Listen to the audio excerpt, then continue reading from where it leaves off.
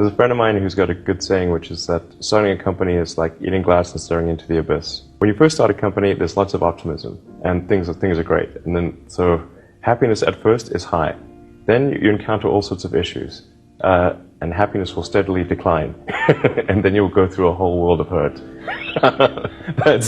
And then eventually, if you succeed, and in most cases you will not succeed, then if you succeed, then after a long time, you will finally get back to happiness. Particularly if you're starting a company, you need to work super hard. So what does super hard mean? Well, when my brother and I were starting our first company, instead of getting an apartment, we just rented a small office and we slept on the couch. We had just one computer, so the website was up during the day, and I was coding at night. 7 days a week, all the time. Work hard, like in every waking hour. That's the thing I would say, particularly if you're starting a company. And I mean, if you do simple math, say like, okay, if somebody else is working 50 hours and you're working 100, you'll get twice as much done in the course of a year as the other company. If you're creating a company or if you're joining a company, the most important thing is to attract great people. So either join a group that's amazing, that you really respect, or if you're building a company, you've got to gather great people. I mean, all a company is a group of people that have gathered together to create a product or service. And so depending upon how talented and hardworking that group is, and the degree to which they're focused cohesively in a good direction, that will determine the success of the company. Focus on signal over noise.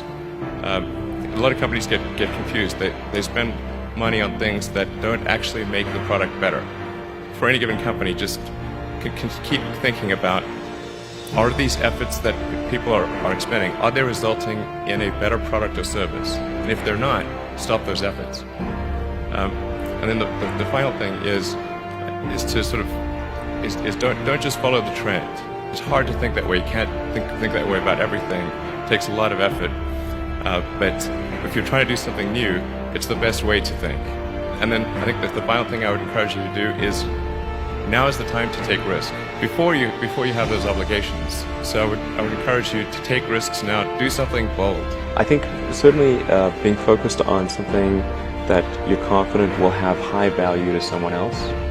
A challenge for entrepreneurs is to say, well, what's the difference between really believing in your ideals and sticking to them versus pursuing some unrealistic dream that doesn't actually have merit. That's a really difficult thing to tell you. Can you tell the difference between those two things? Right. You know? So you need to be sort of very rigorous in your self-analysis.